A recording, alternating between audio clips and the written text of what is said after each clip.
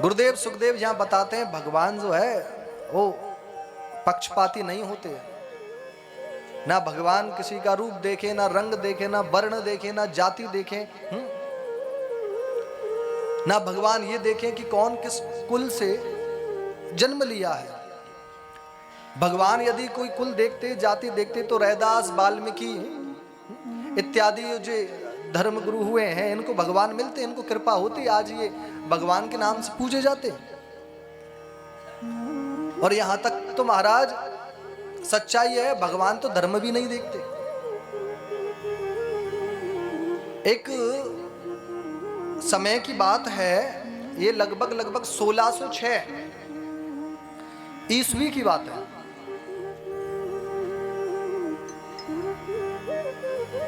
1606 1608 ईस्वी के लगभग की बात है।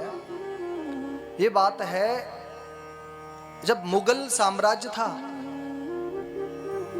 मुगल साम्राज्य में मुगलों का एक सूबेदार हुआ था जिसका नाम था लाल बेग।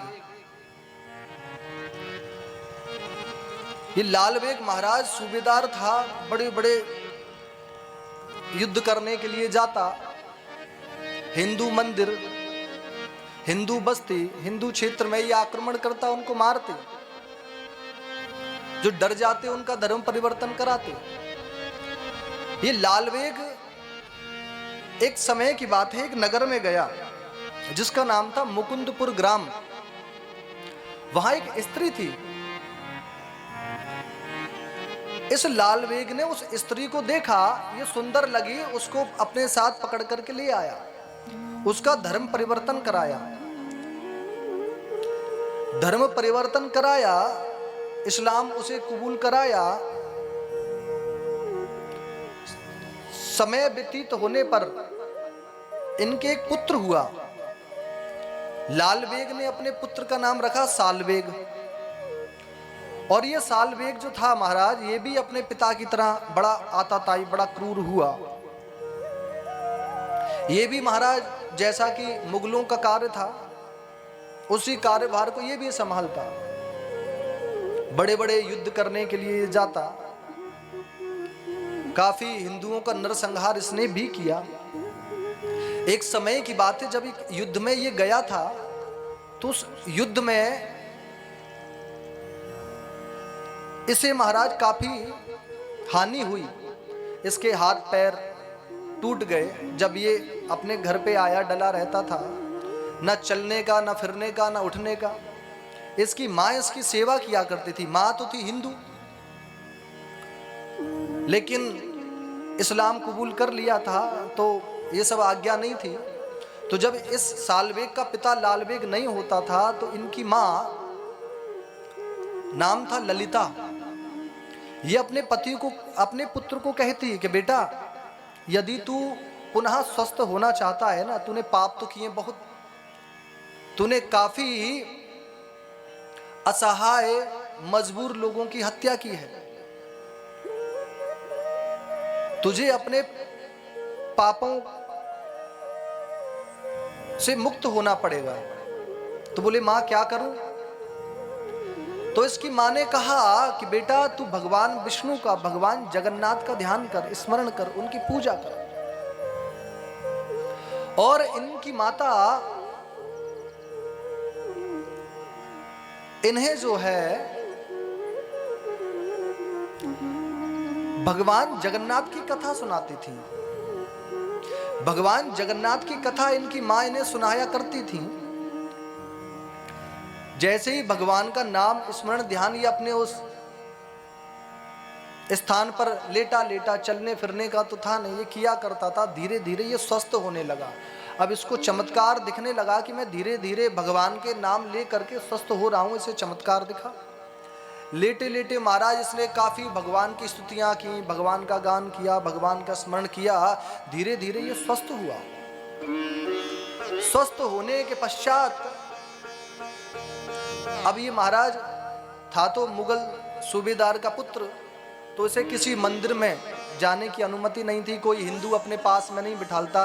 तो उसने कहा एक काम करता हूँ, यहाँ से चलता हूँ, वृंदावन चलता हूँ।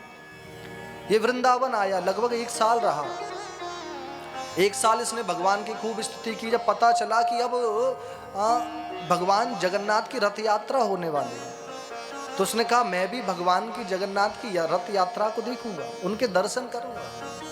ये वहां गया, जाने लगा महाराज। जाते जाते या तो उसको कोई अपने साथ वाहन में बिठालता, ना कोई इसे अपने साथ ले जाता। तो ये जैसे तैसे वहां पहुंचा।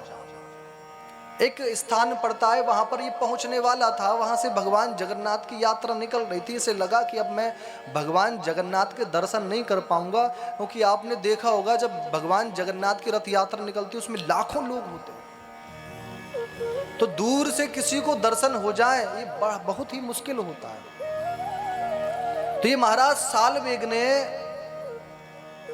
भगवान की बड़ी सुंदर स्तुति की, और क्या कहता है पता है?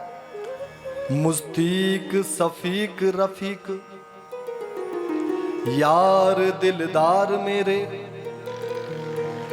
मेरी नजीकी की हकीकी का ख्याल कीजिए। मेहरबान कदरदान आला तू जहान बिच, मुझे गरीब का गुनाह तो माफ कीजिए। गर हिंदुओं का नाथ है तो मेरा कोई दावा नहीं, और जगत का नाथ जगन्नाथ है तो वेग दर्श दीजिए। इसने भगवान जगन्नाथ की महाराज उर्दू शब्दों में स्तुति की। मुस्तीक सफीक रफीक यार दिलदार मेरे। अंत में बस 3 ही शब्दों में इसने जो स्तुति की है वो भगवान जगन्नाथ का नाम है कि जगत का नाथ जगन्नाथ है तो वेग दर्श दीजिए। जैसे ही भगवान जगन्नाथ ने इसकी स्तुति सुनी और वहीं पर भगवान जगन्नाथ का रथ रुक गया। रथ रुक गया तो महाराज बड़े बड़े विद्वान वहां आए, बड़े बड़े सूरवीरों ने रथ खींचने का प्रयास किया, लेकिन वो रथ आगे नहीं बढ़ा। रथ आगे नहीं बढ़ा तो विचार किया ऐसा क्यों? जब महाराज उनके मुख्य पुजारी थे, उन्होंने कहा कि भगवान का कोई एक भक्त है जो भगवान के दर्शन करना चाहता है, ये रथ इसीलिए रुका है। देखा तो दूर महाराज